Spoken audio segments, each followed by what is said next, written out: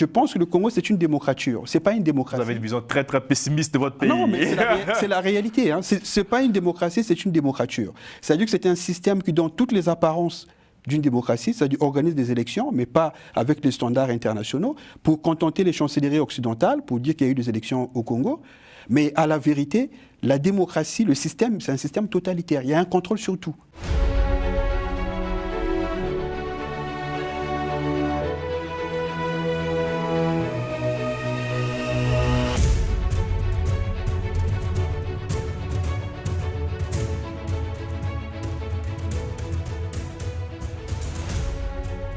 Bonsoir. À moins d'un an de la prochaine présidentielle, la Constitution sera-t-elle bientôt révisée? Denis Sassou Nguesso sera-t-il candidat à sa propre succession? Dans quel état se trouve le personnel politique congolais? Pour en parler, je reçois Maître Brice Zamba, avocat au barreau de Paris. Bonsoir Maître. Bonsoir Carly. Et Dr Ben Lutet, docteur en droit public, enseignant à l'université Paris-Nord-Sorbonne. Bonsoir. Bonsoir Carly. Bientôt, une révision de la Constitution, docteur. C'est un peu l'actu qui remonte là. Sur les réseaux sociaux? Bon, sur les réseaux sociaux, oui. C'est une actualité sur les réseaux sociaux. J'ai vu qu'il y avait le ministre délégué en charge du suivi des recommandations du dialogue de CBT qui a essayé de poser la question sur la table, hein, qui justifie sa position en disant que voilà, il est nécessaire que cette constitution soit révisée après 10 ans. Justement, donc là, on a le droit de réviser la constitution. Il n'y a pas de problème juridique qui se présente à ce niveau. Il n'y a pas de... un an de la présidentielle. Il n'y a pas de problème juridique de ce point de vue parce que la constitution actuelle du Congo, c'est une constitution souple. D'accord. Voilà, c'est une constitution souple. C'est-à-dire, d'ailleurs, ceux qui ne savent pas, les profanes de une constitution souple, c'est une constitution dont la procédure de révision est comme celle d'une loi ordinaire. Et d'ailleurs, je crois dans l'article 242 de cette constitution, il est clairement exprimé que la procédure de révision est fixée par une loi organique. Voilà. Donc, d'un point de vue de la Constitution, il n'y a aucune difficulté pour la réviser. Ce n'est pas une constitution rigide, c'est une constitution souple, donc qui peut être révisable en fait à tout moment parce qu'elle ne contient pas des clauses d'intangibilité ou d'éternité ou des verrous, hein, comme la Constitution de 2002. Et que dit la Constitution en termes de procédure aussi, s'il doit y avoir révision, avant qu'on entre sur le fond même de cette révision? Alors, en termes de procédure, vous avez l'article 240 de cette Constitution qui pose le pouvoir d'initiative pour la révision. C'est-à-dire c'est le président qui initie, soit le président, soit les membres du Parlement. Lorsque le projet de révision émane du président de la République, il est soumis par la suite, après avis de la Cour suprême, au référendum pour être adopté définitivement, ou sinon le président peut passer aussi par voie parlementaire, c'est-à-dire le Parlement réuni en congrès, qui vont adopter le projet à la majorité des trois quarts. Voilà. Après, le reste de la procédure est déterminé par une loi organique. C'est ça le problème. C'est-à-dire la loi organique va maintenant déterminer quelle est la matière sur laquelle va porter la révision, etc., etc. Maître, que vous inspire un peu tout ça, cette idée de révision de la Constitution à moins d'un an de la présidentielle? Oui, alors moi je pense qu'il faut comprendre d'abord la nature véritable du système, du régime politique qui est en place en République du Congo. Puisque déjà en 2015, il y avait eu un débat sur la révision de la Constitution, le changement de la Constitution. Il y avait un verrou à cette époque-là sur le nombre de mandats. Mais cette Constitution a été finalement, il y a eu un changement de Constitution à cette époque. Donc ce qui se passe aujourd'hui, c'est qu'on est en train de préparer en fait la suite de ces régimes, c'est-à-dire que l'évolution de ces régimes. C'est-à-dire que la question qui se pose, c'est que pour l'enjeu 2026, peut-être qu'on va en parler pour l'élection 2026, c'est qui se pose comme problème, puisque M. Denis Sassou Nguesso étant maintenant d'un âge très avancé, donc il se pose la question de sa succession éventuelle, notamment si par extraordinaire il arrivait à disparaître en cours de mandat, qu'est-ce qui allait se passer? Voilà, donc il faut prévoir un cadre constitutionnel pour assurer, pour garantir ces risques-là, ou s'il n'arrivait pas à disparaître, mais s'il arrivait au bout de son mandat et que physiquement il ne pouvait plus remplir à nouveau, qu'est-ce qui allait se passer au niveau de la succession? Donc je pense que on est dans le cadre d'un régime qui est totalitaire, il faut le dire, hein, et qui veut donc s'assurer de la pérennisation de ces régimes par soit M. Denis Sassou Nguesso lui-même ou par son successeur qu'il choisira et que les Congolais se font déjà une idée là-dessus.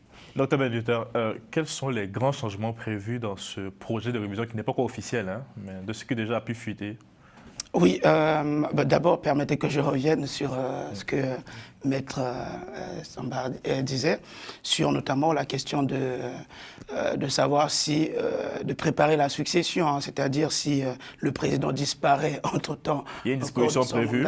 Il y a déjà une disposition constitutionnelle qui est prévue à cet effet. C'est le président du Sénat qui assure la vacance du pouvoir. Donc, pour revenir à votre question sur ce qui est prévu dans ce projet non officiel, oui.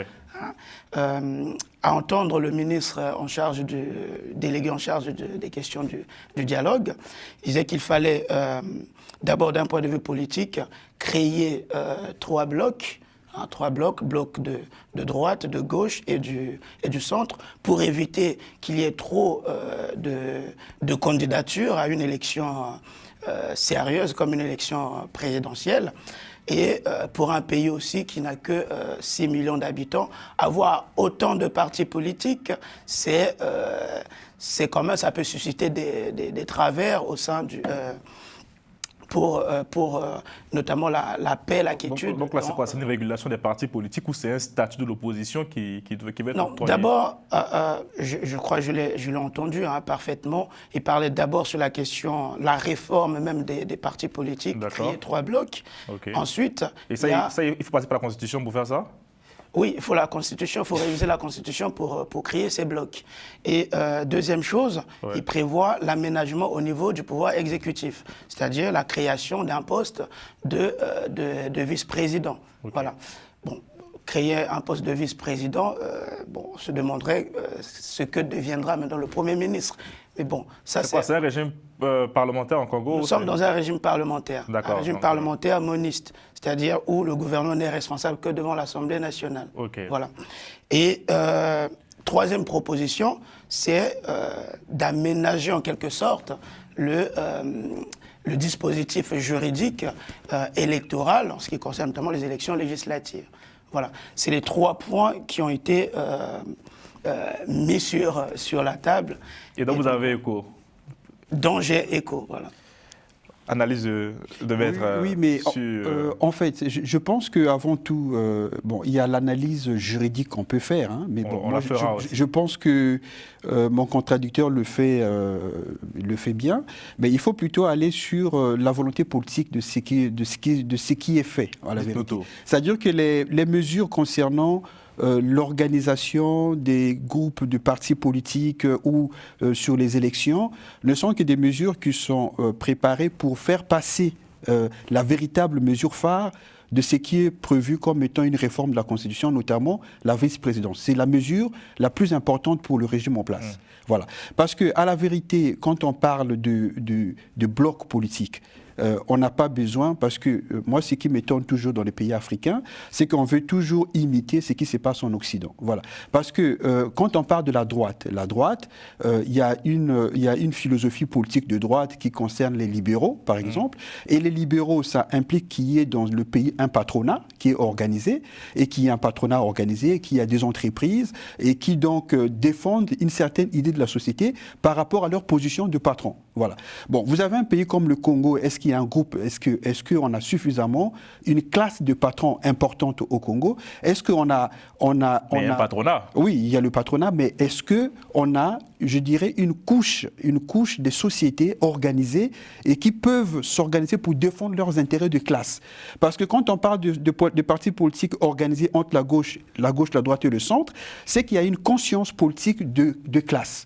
Voilà, moi je suis ouvrier, je suis paysan, j'ai une conscience politique plutôt de gauche, vous voyez. Mais quand on entre dans la sociologie congolaise, ces idées politiques-là ne sont pas diffusées par les partis politiques qui pourtant prétendent défendre ces idées-là. Le parti au pouvoir, c'est le parti des travailleurs, non? Voilà, c'est ce qu'ils disent. C'est ce qu'ils disent. Mais vous verrez que le mode de vie de ceux qui sont au pouvoir, leur mode de vie, c'est des bourgeois. Ils se comportent comme des bourgeois parce que la plupart de ces gens-là se considèrent comme des patrons puisqu'ils ils investissent, ils ont des entreprises par le jeu de captation des marchés publics. Enfin, comme partout en Afrique. Hein. Voilà. En fait, ce que je veux dire, c'est que l'organisation en bloc de partis politiques doit s'inspirer de la réalité des idées politiques véhiculées. Et donc, les militants doivent s'identifier par rapport aux idées. Et donc, ça exige qu'il y ait un degré d'éducation des militants et qui ne s'identifient plus par rapport aux tribus. Puisque la vérité, c'est qu'au Congo-Brazzaville, les gens, malheureusement, sont encore liés aux partis politiques par rapport à leurs origines régionales et des tribus. Et ça, c'est à combattre. Hein. C'est ce que je dis, c'est à combattre. Donc, ça demande que les partis politiques puissent d'abord faire un travail d'éducation auprès des militants et que ça doit être, s'il y a une loi électorale qui doit être prise, ça doit prendre en compte tous ces éléments-là. Parce que si on ne le fait pas, on aura beau dire que moi, je suis un parti de droite, mais à la vérité, on a au Congo des alliances qui ont été faites, même par des partis qui se disent de droite, avec des partis qui sont de gauche à la vérité, tout simplement parce qu'il y a le jeu de la conquête du pouvoir. Donc, entre ce qui est dit et ce qui est fait, il y a véritablement un clivage. Voilà. Et sur la question de la vice-présidence, vous n'avez pas réagi? Oui, mais sur la vice-présidence, c'est pour cela que je disais que l'enjeu de l'élection de 2026, c'est précisément pour assurer la pérennisation du pouvoir au sein du parti politique ou du clan au pouvoir. Okay. Parce que quand on nous dit qu'aujourd'hui, il y a un mode de dévolution du pouvoir en cas de disparition du chef de l'État, c'est ce qui est prévu dans la Constitution actuelle.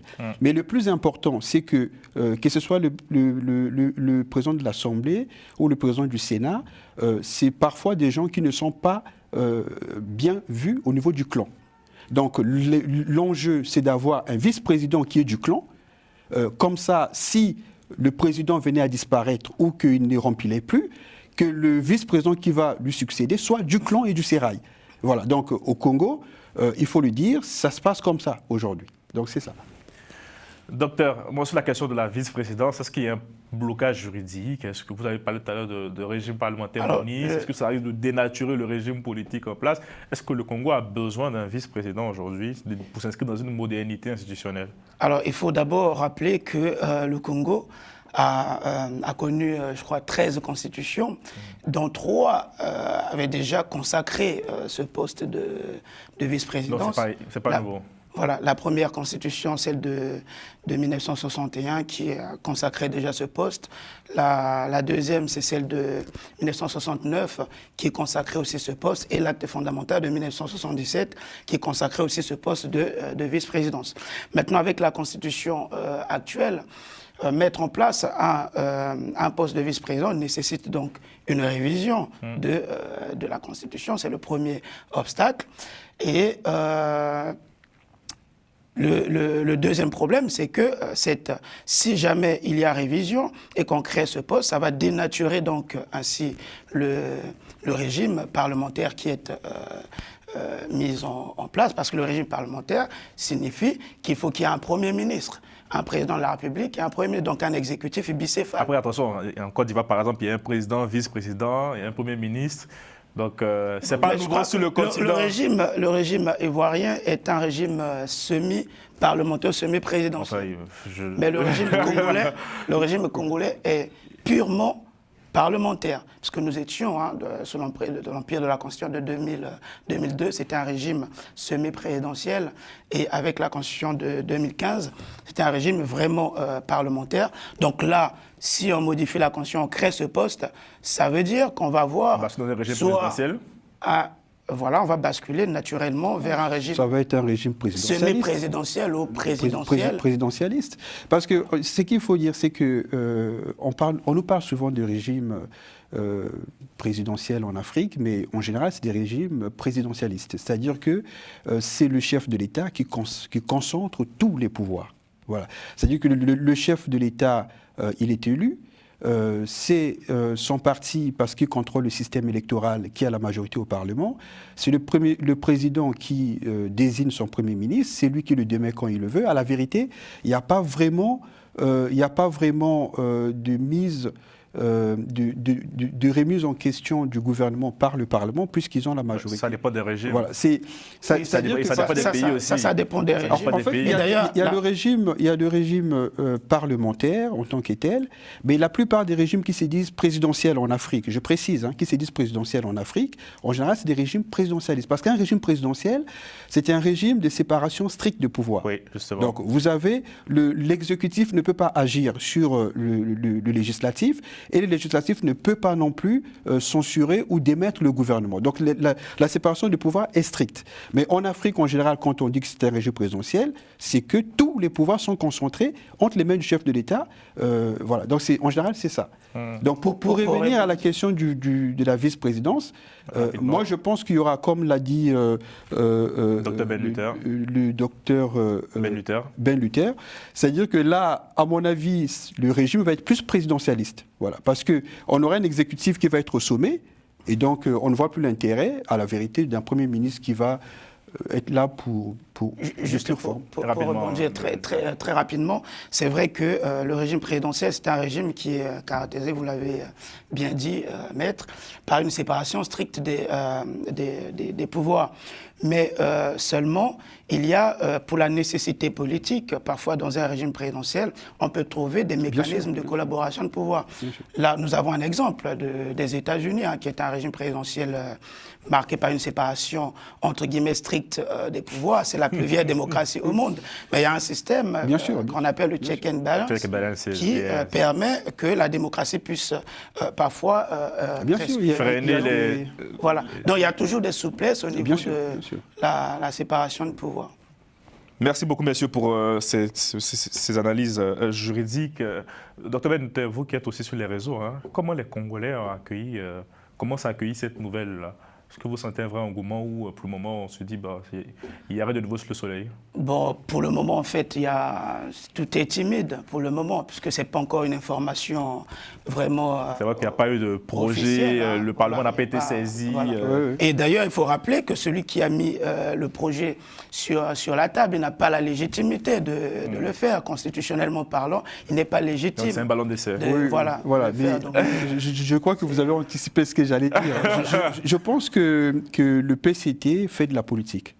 C'est-à-dire que le parti au pouvoir. Le parti au pouvoir, voilà, exactement, il fait de la politique. C'est-à-dire qu'ils ont une ambition politique.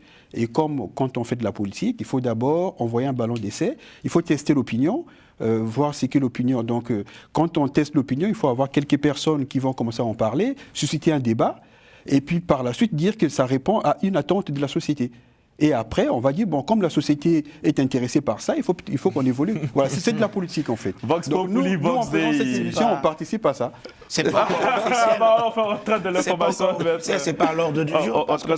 C'est seul le président de la République ou le Parlement, selon la Constitution, qui peuvent avoir l'initiative de révision. En tout cas, lorsque le débat sera vraiment bien examiné, ils reviendront regarder cette émission-là et ils écouteront vos analyses, Dr Ben Luther aussi. Le président Sassou, selon vous, sera-t-il candidat à sa succession l'année prochaine? Mettons de mettre. Moi, je pense que rien ne l'empêche. Ne l'empêche de pouvoir empiler. Je pense que, objectivement, c'est une personne qui ne se voit pas vivre en dehors du pouvoir. Ah ouais? Ah oui, je pense que M. Denis Sassou Nguesso, il considère. Il est encore efficace, hein? Il n'y a que lui-même efficace, je ne sais pas. À 80 ans, il a encore la forme, là. Ah oui, vous voulez dire sur le plan physiologique, c'est ça? Bah oui. Bon, oui, bien sûr. Je pense qu'il est en bonne santé, je pense. Mais ce que je vais dire, c'est que je ne le vois pas, par rapport à son profil psychologique, je ne le vois pas être en dehors du pouvoir. C'est-à-dire que c'est quelqu'un qui estime qu'aussi longtemps qu'il pense être en bonne santé, il doit être au pouvoir. Donc, je pense qu'il va être candidat à sa succession. Pour le moment, il n'a encore rien dit. Donc, on ne va pas penser à sa place. On regarde un peu, on essaie de se projeter. Il n'a encore rien dit, mais comme Maître l'a dit, constitutionnellement parlant, rien ne lui interdit de briguer un troisième mandat. L'article 65 de la Constitution est bien clair que le président de la République est élu pour un mandat de 5 ans renouvelable 2 fois. Donc là, il est dans son 2e mandat. Il lui reste donc un mandat à briguer s'il le souhaite. Pour l'instant, je crois que je l'avais entendu en 2024. Oui, dans sa dernière interview à Jeune Afrique, à là, Jeune je crois que c'était en septembre 24, oui. où il disait qu'il était... c'est ça, il était... C'était pas encore l'interview était enregistrée en juillet, c'était publié en septembre, il disait que... C'était pas l'autre jour qu'il rendrait compte d'abord aux Congolais. Mais pour l'instant, tout... J'ai bien aimé sa phrase, il disait que pour déclarer sa candidature, il faut au minimum 24 heures, c'est ça? Voilà. Donc, oui, non, mais je pense qu'il faut... Rien n'est officiel, il faut être réaliste. Voilà. C'est-à-dire que dans le jeu politique actuel au Congo-Brazzaville, déjà dans le... Ça tombe bien. Parce que dans le jeu politique, maître, ça tombe bien, ma question va suivre puisqu'on n'a plus parlé de temps. Quel est l'état même du paysage du personnel politique, l'opposition et tout? Alors, c'est qu'il faut savoir, c'est qu'aujourd'hui, au niveau du camp présidentiel, il n'y a pas de personnalité qui émerge de nature à faire de l'ombre au chef de l'État actuel. Donc, dans son camp, personne ne pourrait, du vivant de M.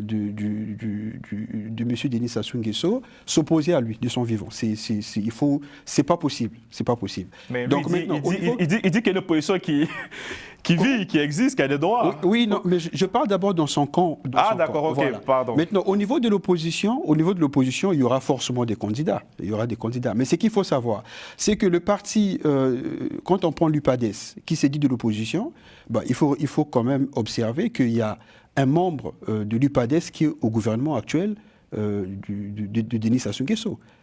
Du ministre Saï. Il est de l'UPADES. Donc vous voyez qu'il y a quand même une forme de collaboration, qui ne dit pas son nom, entre l'UPADES qui est plutôt de l'opposition, avec le régime en place, puisqu'il y a un membre de l'UPADES qui est au gouvernement. Donc voilà. Donc ça, c'est un élément à dire. Maintenant, au niveau de l'opposition, moi je pense qu'il y aura des candidatures. Mais bon, la question, il faut approfondir. C'est-à-dire à quoi ça sert d'aller à une élection dont on sait que les dés sont pipés d'avance, puisque le corps électoral, déjà le recensement tel qu'il a été fait, prête et sujette à caution, voilà, puisque vous avez des départements où les populations sont considérées comme plus importantes que dans des départements où on penserait qu'ils sont plutôt plus importantes. Bon, le système électoral est sujet à caution. La commission électorale, elle n'est pas véritablement indépendante. Donc vous voyez, donc le système électoral lui-même, il est à débattre. C'est-à-dire que vous remarquerez qu'au Congo, il n'y a rien de nouveau sous le soleil. À la veille des élections, il y a toujours un dialogue qui est organisé. On invite les partis d'opposition pour débattre sur quoi? Sur les conditions de l'élection. Et au final, c'est le PCT qui impose son agenda et les autres partis n'ont pas le choix, ils se rallient. Et après, il y a des élections dans les conditions posées par le PCT, et ce qui fait que le PCT a toutes les cartes pour gagner l'élection.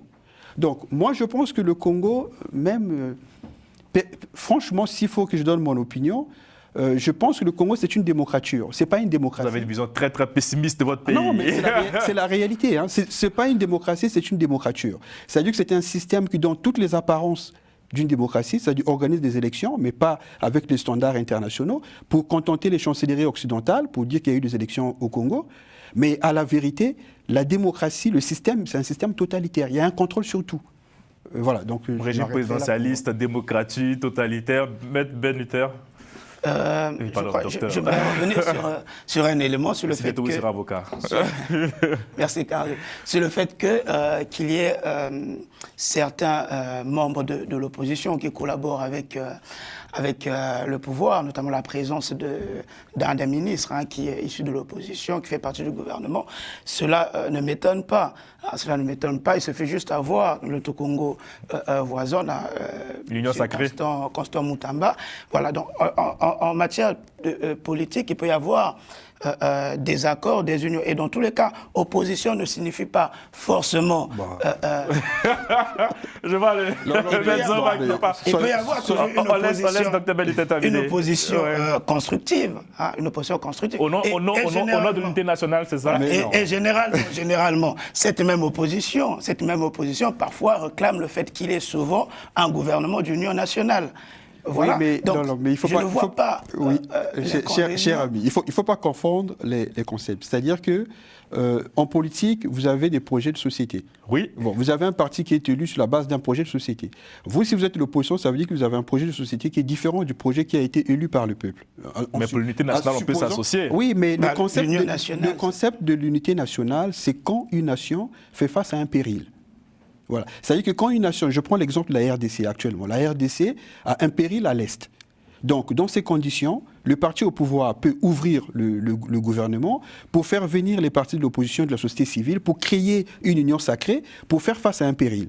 Mais quand un pays ne fait pas face à un péril, il n'y a aucune raison politique objective pour créer un gouvernement d'union nationale. Ça n'a pas de sens. Mais je pense qu'au Congo, depuis plusieurs gouvernements, il y a toujours eu des ministres issus de l'opposition. Ah oui, mais ça, je prends même l'exemple de M. Père son âme, Guy Brice Parfait Kolela, qui est bien entendu de l'opposition, mais qui était de l'opposition, et qui est resté bien longtemps mais ça, ministre. Il faut questionner ça. C'est-à-dire que quand dans une société... c'est peut-être une question de géopolitique, tout simplement. Mais non, pas forcément de... Mais non, c'est-à-dire qu'il faut être sérieux. C'est-à-dire que soit vous dites que puisqu'ils disent qu'ils sont en démocratie, c'est-à-dire que quand vous êtes en démocratie, vous prétendez que le peuple vous a élu sur la base d'un projet et que le peuple n'a pas élu les autres parce que le peuple n'a pas aimé leur projet. Bon, vous êtes de l'opposition, vous participez au gouvernement qui exécute le projet contre lequel vous vous êtes battu lors des élections. Il y a de la contradiction, ça n'a pas de sens. C'est-à-dire que soit vous êtes dans une démocratie ou vous êtes dans une démocrature. Donc dans ces conditions-là, il y a ce qu'on appelle le système des associés rivaux. Vous êtes rivaux, mais vous êtes associés.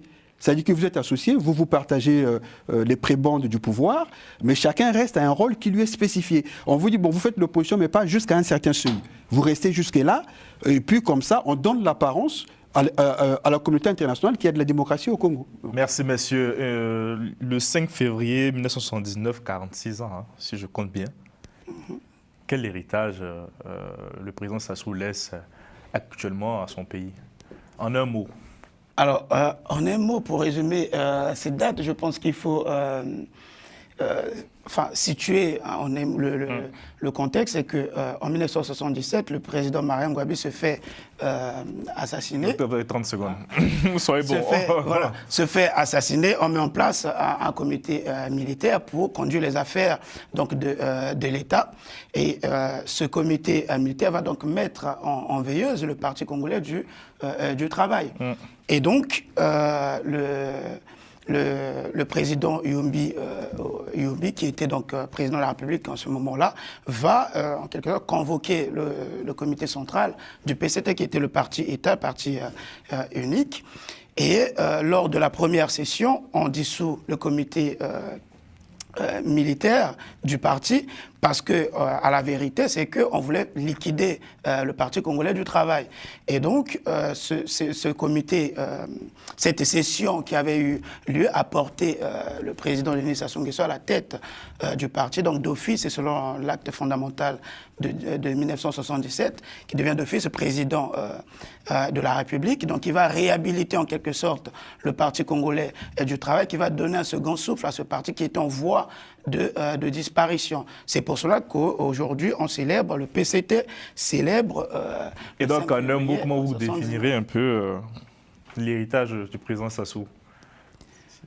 Bon, ça, à la vérité, l'héritage du président Sassou, ce qu'il a laissé aux Congolais, enfin... Il n'est pas encore là. Hein. N'est pas encore. Je pense qu'on est en train d'anticiper son testament. Il est encore en vie. Il est encore en vie. Et je pense qu'on aura de véritables précisions sur ce qu'il aura laissé aux Congolais quand il ne sera plus là. El Brizamba, en un mot. Oui, déjà, ce qui se passe, comment vous voyez le Congo? Je dirais que M. Denis Sassou Nguesso, s'il faut résumer son héritage politique, moi je dirais que ce sont les dettes. Hein. C'est les dettes.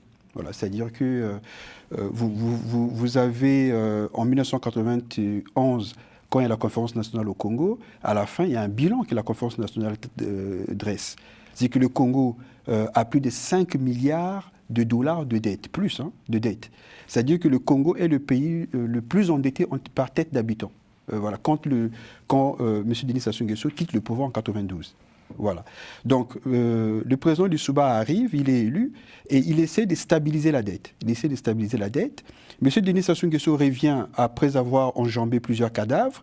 On a encore des dettes. C'est-à-dire que c'est le système de préfinancement du pétrole, parce que le pétrole est gagé. C'est-à-dire qu'il prend beaucoup de dettes. 30 secondes. Voilà, il prend beaucoup de dettes. Donc aujourd'hui, le Congo est endetté encore, et on se demande tout l'argent va où? Mais tout l'argent va dans des fêtes.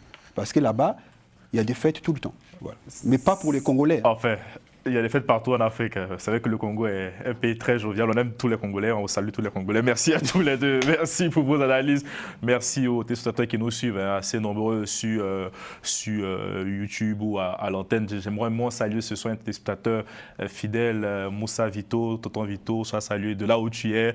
Merci à remettre le coup de main à la réalisation. Portez-vous bien et à demain.